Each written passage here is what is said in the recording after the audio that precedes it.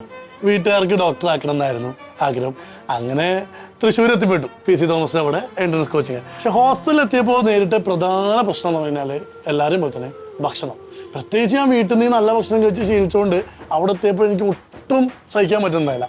വൈകുന്നേരം നമുക്കൊരു 1.5 മണിക്കൂർ കിട്ടും. ആ സമയത്ത് ഞാൻ തൃശ്ശൂർ റൗണ്ടിലും ഇതുപോലെ കുഞ്ഞു സ്ഥലങ്ങൾ അന്വേഷിച്ച് നടക്കാൻ തുടങ്ങി. ഒരുപക്ഷെ അതായിരിക്കാം എൻ്റെ ജീവിതത്തിൽ ആദ്യത്തെ ഒറ്റയ്ക്കുള്ള ഫുഡ് ഹണ്ട്. അങ്ങനെ ഭക്ഷണം തീറ്റ മാത്രമേ നടന്നുള്ളൂ.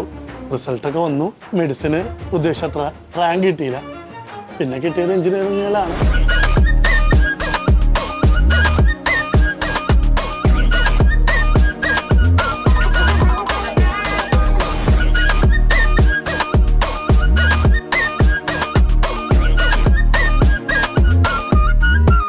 അതിന് എഞ്ചിനീയറിംഗ് പഠിക്കണം എന്നുള്ള മോഹമായിട്ട് ആദ്യം കിട്ടിയത് പാലക്കാടാണ്.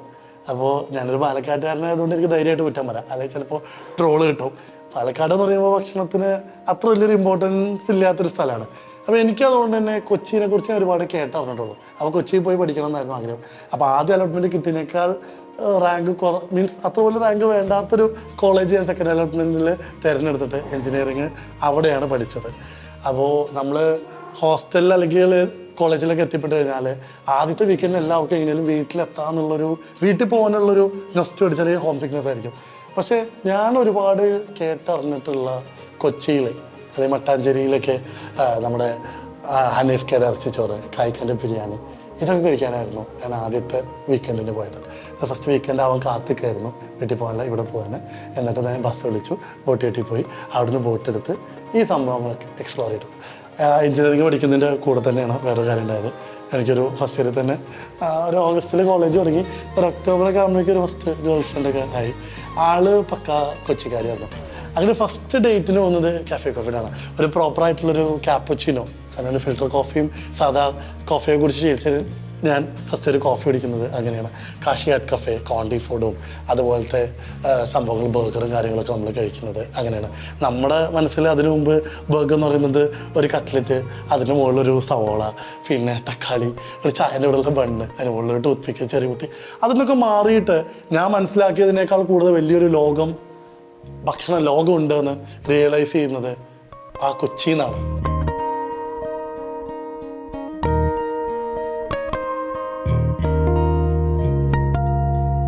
അപ്പോൾ എഞ്ചിനീയറിംഗ് കഴിഞ്ഞു, നാട്ടിലെത്തി.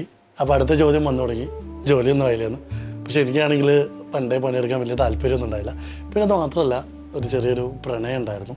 നേരത്തെ പറഞ്ഞതല്ല, പുതിയതാണ്. അപ്പോൾ നമ്മൾ കല്യാണം അല്ലിച്ച് ചെല്ലണമെങ്കിൽ നമുക്കും എന്തെങ്കിലുമൊക്കെ ഒരു സംഭവം വേണമല്ലോ.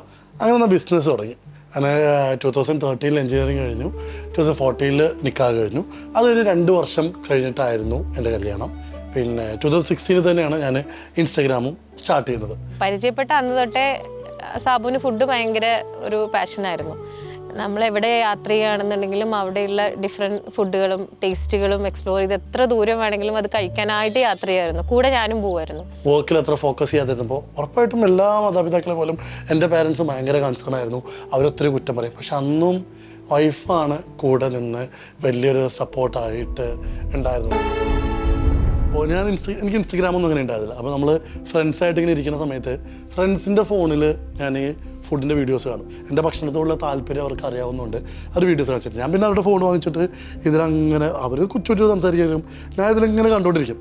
അപ്പോൾ എൻ്റെ ഫ്രണ്ട്സ് തന്നെയാണ് എന്നോട് ചോദിക്കുന്നത്, ഒരു ഇൻസ്റ്റാഗ്രാം എടുത്തു കഴിഞ്ഞാൽ എനിക്ക് ഈ വീഡിയോസ് കാണാമല്ലോ എന്ന്. ഞാൻ നമ്മളെല്ലാവരും ചെയ്യുന്ന പോലെ തന്നെ സ്വന്തം പേരിൽ ഒരു ഇൻസ്റ്റാഗ്രാം അക്കൗണ്ട് തുടങ്ങി. ഉമ്മർ സാബു എന്ന് എൻ്റെ പേര്, ആ പേര് തന്നെ തുടങ്ങി. അപ്പോൾ അതിൽ എൻ്റെ ഫോട്ടോസ് ഇടും. നമ്മൾ ട്രാവൽ ചെയ്യുമ്പോൾ ഒരു റാൻഡായിട്ടുള്ള ചിലപ്പോൾ ഒരു ബീച്ചിൽ പോകുമ്പോൾ അവിടുത്തെ ഫോട്ടോസ് ഇടും.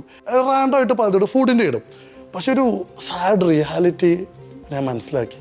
എന്ന് വെച്ച് കഴിഞ്ഞാൽ എൻ്റെ ഫോട്ടോനേക്കാൾ കൂടുതലേക്ക് ഫുഡിനായിട്ടൊന്ന് ഈ ഫുഡിൻ്റെ റാൻഡായിട്ട് കുറച്ച് ഫോട്ടോസ് ഇടുമ്പോഴും അന്നും എന്തെങ്കിലും ഇടുക എന്നുള്ളതല്ല, എന്തെങ്കിലും ഒരു സ്പെഷ്യാലിറ്റി ഉള്ള സംഭവങ്ങൾ ഇടുന്നത്. ഉദാഹരണത്തിന് പറയുകയാണെങ്കിൽ നമ്മളെ രാമശ്ശേരി ഇഡ്ഡലി, അല്ലെങ്കിൽ നമ്മളെ അന്നത്തെ കാലത്ത് നമ്മളെ കോഴിക്കോട് പോയിട്ട് അവിടുത്തെ നമ്മളെ റഹ്മത്തിലെ ബിരിയാണി. അപ്പോൾ ഇതൊക്കെ ഇടുമ്പോൾ പലതും ഇപ്പോൾ കോഴിക്കോട്ടുകാർക്ക് അറിയാം, അല്ലെങ്കിൽ പാലക്കാട്ടുകാർക്ക് അറിയാം.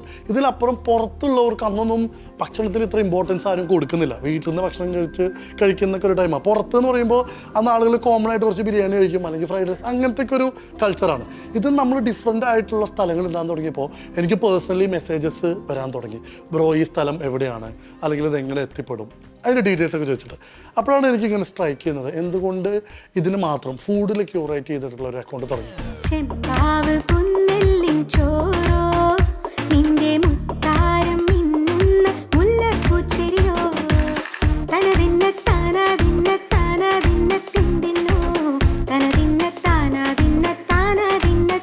അപ്പോൾ ആദ്യത്തെ പേര് ഫുഡി സാബു എന്നാണ്. എനിക്ക് ഭയങ്കര ക്ലീഷായിട്ട് ഫീൽ ചെയ്തു. പിന്നെ നമ്മൾ ഇടുന്ന പേര് ഒരു യുണീക്ക് ആയിരിക്കണം, അതുപോലെ തന്നെ നമ്മൾ എന്താണോ ചെയ്യുന്നത് അത് പ്രോപ്പറായിട്ട് ആളുകൾക്ക് കൺവേ ചെയ്യണം. അപ്പോൾ ഞാൻ ഭക്ഷണം കഴിക്കാൻ വേണ്ടി ട്രാവൽ ചെയ്യുന്ന ഒരാളാണ്. It's more like A hunt. പിന്നെ മനുഷ്യനും ആദ്യം ഭക്ഷണം കഴിക്കാൻ വേണ്ടി ട്രാവൽ ചെയ്ത് ഹണ്ട് ചെയ്ത് അങ്ങനെയാണ് മനുഷ്യൻ ഭക്ഷണം കണ്ടെത്തുന്നത്. അങ്ങനെയാണ് ഫുഡ് ഹണ്ടർ സാബു ജനിക്കുന്നത്. അപ്പോൾ നമ്മളും ആദ്യം ഫോട്ടോസ് തന്നെയാണ് ചെയ്യുന്നത്. പിന്നീട് ഞാൻ വീഡിയോയിലോട്ട് വരുന്നത് എപ്പോഴാണെന്ന് വെച്ച് കഴിഞ്ഞാൽ പതുക്കെ നെറ്റിൻ്റെ നമ്മൾ സ്പീഡ് അങ്ങനത്തെ കാര്യങ്ങളൊക്കെ വന്നു. ആദ്യം ഇടുന്നൊരു വീഡിയോ എന്ന് പറഞ്ഞാൽ ഒരു ചോക്കോലാവ കേക്കാണ്. ഒന്നുമില്ല, ഒരു സ്പൂൺ വെച്ചിട്ട് ചോക്കോലാവ കേക്ക് ഞാനിങ്ങനെ കോരിയെടുക്കുമ്പോൾ അതിൻ്റെ അകത്തു നിന്നുള്ള ആ ചോക്ലേറ്റിൻ്റെ ഫില്ലിങ് ഇങ്ങനെ ഒലിച്ച് വരുന്നൊരു സിമ്പിൾ വീഡിയോ. അടുത്ത സ്റ്റെപ്പിൽ നമ്മൾ ചെറുതായിട്ടൊരു ലൈവ് വോയിസ്, നമ്മൾ വീഡിയോ എടുക്കുമ്പോൾ തന്നെ കണ്ടിന്യൂസ് ആയിട്ടൊരു ലൈവ് വോയിസ് പറഞ്ഞിട്ടുള്ളത്. പിന്നെ അടുത്ത സ്റ്റെപ്പിലാണ് നമ്മളൊരു വോയിസ് ഓവർ എന്നുള്ള ഇതിലോട്ട് വരുന്നത്. അപ്പോൾ ഫസ്റ്റ് എൻ്റെ ഒരു 100K അടിച്ച വീഡിയോ എന്ന് പറഞ്ഞു കഴിഞ്ഞാൽ നമ്മുടെ എല്ലാവർക്കും അറിയുന്നൊരു ഭയങ്കര ഒരു ഫേമസ് സ്ഥലം വാസുവേട്ടൻ്റെ കടയത്തെ വീഡിയോ, എൻ്റെ ഫസ്റ്റ് 100K അടിക്കുന്ന വീഡിയോ. പക്ഷേ എൻ്റെ ഫസ്റ്റ് 1 million അടിക്കുന്ന വീഡിയോ ഇവിടെ വെച്ചിട്ടെടുത്താണ്. അതാണ് ഈ സ്ഥലത്തിൻ്റെ പ്രത്യേകത.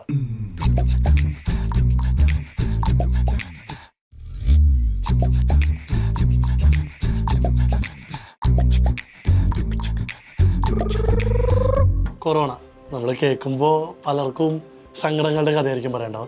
പക്ഷേ എന്നെ സംബന്ധിച്ച് ഏറ്റവും സപ്പോർട്ട് ചെയ്തൊരു ടൈം കൊറോണ ആയിരുന്നു. കാരണം നമ്മളെല്ലാവരും വീട്ടിൽ വെറുതെ ഇരിക്കുകയാണ്. അപ്പോൾ എന്തെങ്കിലും ചെയ്യണം എന്നുള്ളൊരു തോന്നലുണ്ട്. അത്ര കാലം ചെയ്ത ഫുഡ് എക്സ്പ്ലോർ ചെയ്യാൻ നമുക്ക് പ്രാക്ടിക്കലായ കാര്യമല്ല. നമ്മൾ വീടിനകത്താണ്, പുറത്ത് കടകളോ പോയി കഴിക്കാനോ ഒന്നുമില്ല. അങ്ങനെയാണ് കുക്കിംഗ് വീഡിയോസിലോട്ട് എത്തുന്നത്. അതിൽ ഞാൻ കുറച്ച് റിസർച്ചൊക്കെ നടത്തിയപ്പോൾ ഒരു കാര്യം മനസ്സിലായി, അതുവരെയുള്ള കുക്കിംഗ് വീഡിയോസൊക്കെ ഭയങ്കര ലെങ്തി വീഡിയോസാണ്. ഇത്രയും ഫുഡ് ഭ്രാന്തനായി എനിക്ക് പോലും ഒന്നും കാണാൻ പറ്റുന്നില്ല. അപ്പോൾ വിചാരിച്ചു എന്തുകൊണ്ട് ഷോർട്ടായിട്ട്, അന്ന് ഇൻസ്റ്റയിൽ ഷോർട്ട് എന്ന് പറയുന്നത് 1 minute വീഡിയോ ആണ്, 1 minute എങ്ങനെ ചെയ്തുകൂടാ എന്നുള്ള കാര്യം ചിന്തിച്ചു. ഫസ്റ്റ് തന്നെ ഞാൻ ട്രൈ ചെയ്തത് ഒരു മട്ടൻ്റെ റെസിപ്പി ആയിരുന്നു. അത് കഴിഞ്ഞു, അതിൽ കുറച്ച് തെറ്റുകളൊക്കെ ഉണ്ടായിരുന്നു, അത് നമ്മൾ പഠിച്ചു. പിന്നെ ഒരു വീഡിയോ ചെയ്യുന്നത് നമ്മുടെ ഷെഫ് പിള്ളയുടെ നിർവ്വാണയാണ്. മുളക് പൊടി, മഞ്ഞപ്പൊടി, ഉപ്പ്, വളരെ സിമ്പിൾ മാരിനേഷനിൽ മീൻ ആദ്യം ഒന്ന് പൊരിച്ചെടുക്കും. വാഴയിലയിൽ ഇച്ചിരി എണ്ണ തോവി വേപ്പില ഇട്ടിട്ട് പൊരിച്ച മീൻ അതിലോട്ടിടും. പിന്നെയാണ് മെയിൻ സംഭവം, നല്ല കട്ടിയുള്ള തേങ്ങാപ്പാൽ, കുറച്ച് ഇഞ്ചി, മാങ്ങ വേണമെങ്കിൽ ഇടാം. പിന്നെ മുളക് നടുക്ക് പിളർത്തിയിട്ട് അതും ഇടണം. അതിലേക്ക് കുരുമുളക് പൊടി വിതറുക, ആവശ്യത്തിന് ഉപ്പ് ഇടണം. തേങ്ങാപ്പാലും ഇഞ്ചിയും ചേരുമ്പോൾ ഒരു പ്രത്യേക രുചിയുണ്ട്. അതിലേക്ക് ആ കുരുമുളക് പൊടിയും പിന്നെ പച്ച വെളിച്ചെണ്ണയുടെ അരോമയും കൂടി ചേരുമ്പോൾ സംഭവം വേറെ ലെവലായില്ലെങ്കിലേ അത്ഭുതമുള്ളൂ. ഷെഫ് പിള്ളയുടെ റെസിപ്പി കൂടി ആയതുകൊണ്ട് ഒരുപാട് പേർക്ക് അത് ട്രൈ ചെയ്യണം തോന്നി. അങ്ങനെ ഒരു റീച്ച് കിട്ടും.